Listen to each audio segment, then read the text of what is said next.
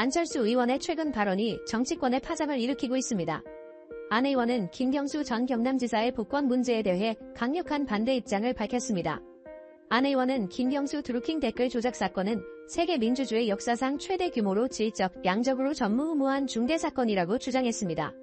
안 의원은 이어 김경수의 범죄는 민주주의의 근간인 선거제도를 파괴하고 민심을 왜곡시켜 선거 결과에 직접 영향을 미친 전 세계 어떤 민주주의 국가에서도 찾아볼 수 없는 국기문란 행위라고 강하게 비판했습니다. 그는 2017년 대선 당시 자신이 이 사건의 피해자였다고 주장하며 김 전 지사의 복권에 대해 강력히 반대한다는 입장을 밝혔습니다. 이러한 안 의원의 발언은 현 정부와 여당을 겨냥한 것으로 해석되고 있습니다. 특히 윤석열 대통령의 광복절 사면 복권을 앞두고 나온 발언이라 더욱 주목받고 있습니다. 한편 윤석열 정부를 둘러싼 댓글팀 의혹도 다시 불거지고 있습니다.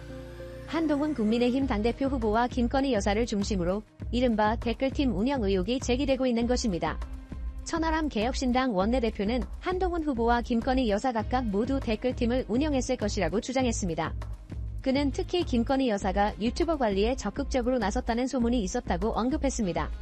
이에 대해 정치평론가 김모 씨는 이러한 의혹들이 사실이라면 민주주의의 근간을 흔드는 심각한 문제라고 지적했습니다. 더불어 윤석열 정부의 대응 방식에 대한 비판도 거세지고 있습니다. 특히 대통령 명예훼손 수사와 관련해 검찰의 과도한 수사 방식이 도마에 오르고 있습니다. 검찰은 최근 윤석열 대선 후보 검증 보도를 한 언론인들을 기소했습니다. 이 과정에서 검찰이 수사 대상 언론인들과 통화한 사람들을 대거 통신 조회했다는 의혹이 제기됐습니다. 일부 언론에서는 그 대상이 10만 명에 이른다는 주장까지 나오고 있습니다. 시민단체 관계자 박모 씨는 이는 명백한 과잉 수사이며 언론의 자유를 억압하는 처사라고 비판했습니다.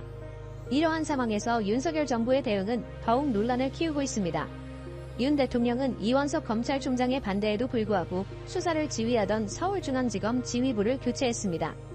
이에 대해 야당에서는 대통령의 사적 이익을 위한 인사라는 비판이 나오고 있습니다. 특히 이창수 서울중앙지검장이 검찰총장을 제치고 김건희 여사를 직접 출장, 조사한 것에 대해서도 논란이 일고 있습니다. 법조계에서는 이는 검찰 수사의 독립성과 중립성을 해치는 행위라는 지적이 나오고 있습니다. 이러한 일련의 사건들로 인해 윤석열 정부의 국정 운영 능력에 대한 의문이 제기되고 있습니다. 여론조사 전문가 이모 씨는 최근 여론조사 결과를 보면 윤 대통령과 정부에 대한 국민들의 신뢰도가 계속해서 하락하고 있다고 분석했습니다. 정부의 이러한 행태는 과거 정부와 비교되며 더욱 도마에 오르고 있습니다. 한 예로 노무현 정부 시절 대통령에 대한 언론의 비판적인 보도에 대해 청와대가 보인 대응과 현 정부의 대응이 비교되고 있습니다. 당시 노무현 정부는 언론의 신랄한 비판에도 불구하고 법적 대응을 자제했던 반면 현 정부는 적극적인 법적 대응을 통해 언론을 압박하고 있다는 지적입니다. 정치학과 교수 최모 씨는 과거 정부의 경우 언론의 자유를 존중하고 비판을 수용하는 자세를 보였다면 현 정부는 비판을 억누르려는 모습을 보이고 있어 우려스럽다고 말했습니다. 이러한 상황에서 야당과 시민사회에서는 정부의 태도 변화를 요구하고 있습니다. 야당 대표는 정부는 국민의 목소리에 귀 기울이고 비판을 겸허히 수용해야 한다고 촉구했습니다. 한편 여당 내부에서도 우려의 목소리가 나오고 있습니다. 한 여당 의원은 현재의 상황이 지속된다면 내년 총선에서 어려움을 겪을 수 있다며 정부와 당의 변화를 촉구했습니다. 전문가들은 이번 사태를 계기로 정부가 보다 투명하고 책임 있는 자세로 국정에 임해야 한다고 조언하고 있습니다.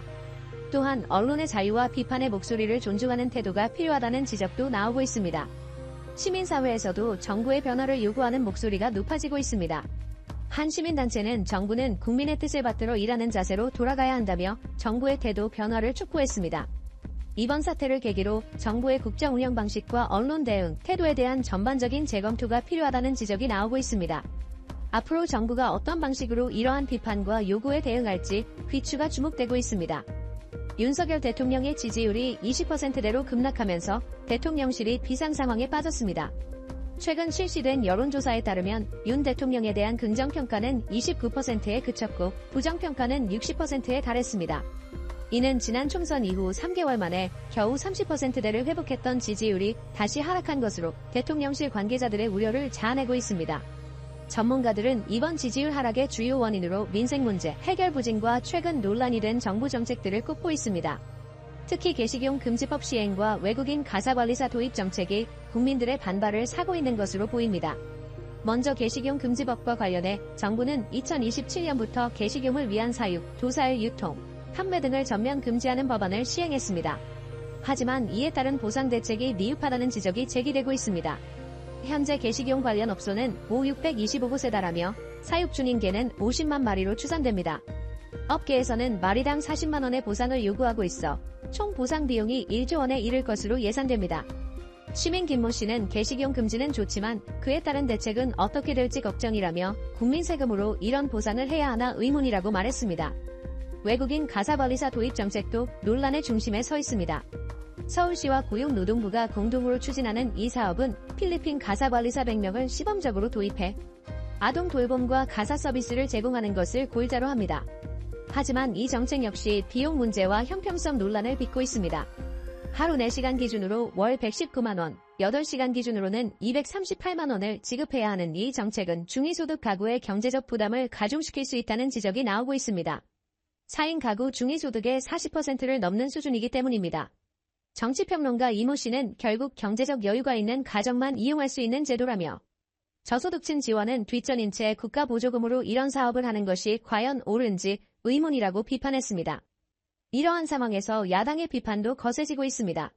더불어민주당 정청래 의원은 최근 국회에서 열린 최고위원회의에서 윤석열 정권은 전두환 정권보다 더 잔인하고 이명박보다 비열하며 박근혜보다 무능하다고 강하게 비판했습니다. 정 의원은 특히 김건희 여사의 명품 가방 수수 의혹을 거론하며 많은 사람에게 분노와 좌절, 모욕을 느끼게 한 핵심적 사건이라고 지적했습니다.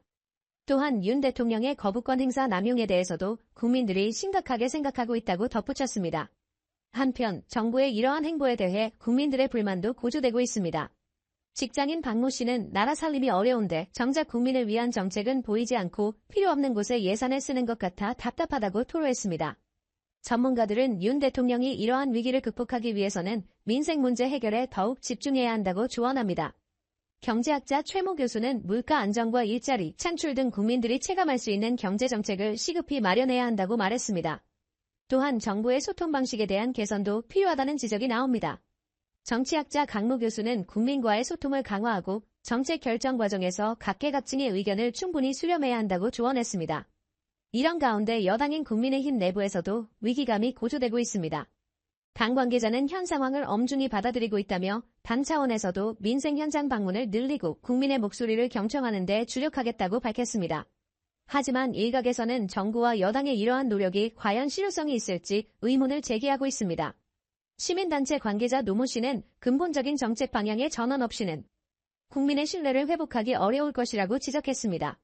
결국 윤석열 정부가 이번 위기를 어떻게 극복하고 국정 운영의 방향을 재정립할지 귀추가 주목되고 있습니다. 국민들은 정부가 실질적인 변화를 보여주기를 기대하고 있으며 앞으로의 행보에 대해 예의주시하고 있습니다.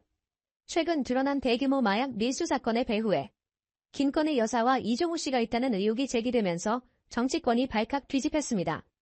이번 사건은 단순한 마약 거래를 넘어 정부, 고위 관계자들의 개입 의혹까지 불거지면서 그 파장이 갈수록 커지고 있습니다. 검찰 관계자에 따르면 이번에 적발된 마약의 시가는 무려 200억 원에 달하는 것으로 알려졌습니다.